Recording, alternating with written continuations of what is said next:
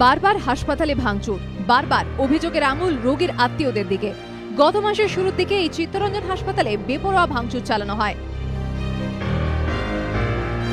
এর দুদিন আগে এনআরএস অপারেশন থিয়েটারে ঢুকে জুনিয়র ডাক্তারদের রীতিমতো খুনের হুমকি দেওয়া হয় বলে অভিযোগ ওঠে।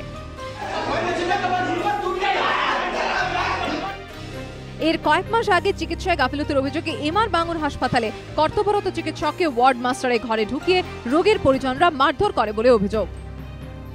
বছর দুয়েক আগে শিশু মৃত্যুকে ঘিরে পাম অ্যাভিনিউয়ের এক হাসপাতালেও ব্যাপক ভাঙচুর করা হয়েছিল। এক্ষেত্রে অভিযোগের আঙুল উঠেছিল মৃতের পরিবারের সদস্যদের দিকে। আর এই ছবি দেখে তো অনেকে আঁতকে উঠেছিলেন। বেগবাগানের একটি নার্সিংহোমে দাঁড়িয়ে চিকিৎসককে সপাটে চড়।